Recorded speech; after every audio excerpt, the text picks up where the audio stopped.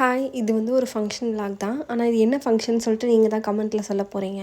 ஃபங்க்ஷன்னாலே பூ இல்லாமல் இல்லை. ஸோ அதுதான் ஃபஸ்ட்டு வேலையை நான் முன்னாடி நைட்டே கட்ட ஆரம்பிச்சிட்டேன். அதுக்கப்புறம் நான் கட்ட போகிற சாரீ வந்து ப்ளீட் பண்ணி வச்சுட்டேன். எனக்கு பர்ஃபெக்டாக தெரியாது, இருந்தாலும் எனக்கு தெரிஞ்ச அளவுக்கு பண்ணியிருந்தேன். அதுக்கப்புறம் இதெல்லாம் தான் நான் பேரப் பண்ண போகிற ஜுவல்ஸு. பேங்கிளில் மட்டும் எனக்கு கொஞ்சம் வந்து கன்ஃப்யூஷன்ஸ் இருந்துச்சு.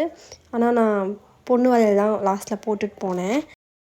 ஸோ அன்றைக்கி நான் ஒர்க் ஃப்ரம் ஹோம் வேறு போட்டிருந்ததுனால வேறு வழியே இல்லாமல் என்னோடய ஆஃபீஸ் பேக்கையுமே நான் கேரி பண்ணிட்டு போகிற மாதிரி இருந்துச்சு. அங்கே போனதுமே வெளியே வந்து குதிரை வச்சுருந்தாங்க. நாங்கள் அதை பார்த்துட்டு ரொம்ப எக்ஸைட் ஆகிட்டோம். உள்ளே போய்ட்டு ஃபங்க்ஷன் ஹால் போகிறதுக்கு முன்னாடியே குதிரை கூட கொஞ்சம் நேரம் டைம் ஸ்பெண்ட் பண்ணிட்டு தான் போனோம். ரொம்ப நாள் கழிச்சு குதிரையெல்லாம் பார்க்குறதுக்கு ஒரு மாதிரி ஜாலியாக தான் இருந்துச்சு. எல்லா ஃபங்க்ஷனுமே வந்து ஒவ்வொரு இடத்துலையும் ஒவ்வொரு மாதிரி வந்து செலிப்ரேட் பண்ணுவாங்க, இல்லை வந்து ப்ரொசீஜர்ஸ் வந்து வேறு மாதிரி இருக்கும். இது எங்கள் ஊரில் இந்த ஃபங்க்ஷனை எப்படி பண்ணுவாங்க அப்படின்றத நான் காட்டியிருக்கேன். குதிரை கூடலாம் விளையாண்டு முடிச்சதுக்கப்புறமா நாங்கள் வந்து மண்டபத்துக்குள்ளே போய் உட்காந்து ஜாலியாக எல்லாருமே பேச ஆரம்பிச்சிட்டோம். அதுக்கப்புறம் கொஞ்சம் நேரத்தில் ஃபங்க்ஷன்ஸ்லாம் ஸ்டார்ட் ஆகிடுச்சு. எப்பயும் எல்லா ஃபங்க்ஷன்லேயுமே தாய்மாமா சீர் தான் முக்கியன்ற மாதிரி இங்கேயுமே வந்து தாய்மாமா சீர்லாம் வச்சுருந்தாங்க. ட்ரெஸ்ஸு, ஃப்ரூட்ஸு, மாலை எல்லாமே வச்சுருந்தாங்க. இது வந்து ஒரு 2 குட்டி பசங்களுக்கு நடக்கிற ஒரு ஃபங்க்ஷன் தான். ஸோ ரொம்ப ஜாலியாக போயிட்டுருந்துச்சு எங்களுக்கு. ஆனால் அவங்க தான் வந்து கொஞ்சம் அழுதுகிட்டே இருந்தாங்க, அந்த ட்ரெஸ் பண்ணிக்கிறதுக்கு, சேரில் உட்கார்றதுக்கு எல்லாத்துக்குமே. அதுக்கப்புறம் என்னென்னா, இவங்களுக்கு இந்த ஃபங்க்ஷன் முடிஞ்சதுக்கப்புறமா அடுத்து கல்யாணம் தான் பெரிய ஃபங்க்ஷன். ஸோ இதவே ஒரு குட்டி கல்யாணம் மாதிரி தான் நடத்துவாங்க. இந்த குட்டி தம்பியை வந்துட்டு மாப்பிள்ளை மாதிரி ரெடி பண்ணி உட்கார வச்சுருந்தாங்க சேரில். அவரோட தம்பி தான் வந்துட்டு கொஞ்சம் டென்ஷன் ஆகி அழுதுகிட்டே இருந்தார். அவருக்கு அந்த ட்ரெஸ்ஸு, மாலை எதுவுமே வந்து கம்ஃபர்டபுளாக இல்லைன்னு சொல்லிட்டு. இதுக்கப்புறமா இந்த ஃபேஸ் ஃபுல்லாக வந்து பூ போடுவாங்க. இதை வந்து ஷேரா அப்படின்னு சொல்லுவாங்க. இது வந்து மாப்பிள்ளைக்கு தான் யூஸ்வலாக யூஸ் பண்ணுவாங்க. இந்த தம்பிக்கு வந்து இது போட்டிருந்தாங்க. இது போட்டதுக்கப்புறமா 2 பேரையுமே குதிரையில் உட்கார வச்சு ஒரு ரவுண்ட் கூட்டிகிட்டு போயிட்டு வந்தாங்க. அந்த கிளிப்ஸ் எல்லாமே நான் உங்களுக்கு ஆட் பண்ணியிருக்கேன், அதெல்லாம் பாருங்கள்.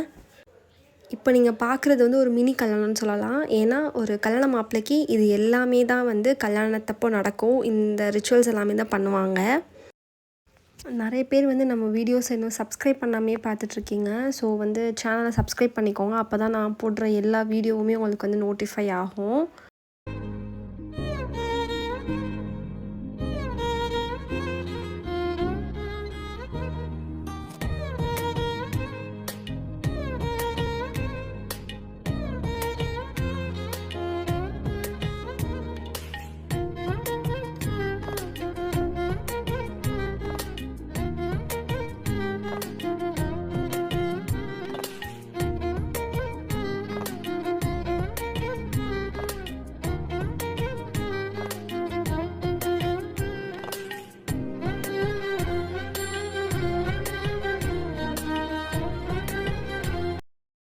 ஃபங்க்ஷன்லாம் முடிச்சதுக்கப்புறமா நாங்கள் சாப்பிட்டு போயிட்டோம். Mutton biryani, dalcha, chicken gravy, அப்புறம் வந்து கடைசியாக பாயாசம் வச்சுருந்தாங்க. மட்டன் வந்து சூப்பராக வெந்திருந்துச்சு, செம்ம டேஸ்ட்டாக இருந்துச்சு சாப்பாடு.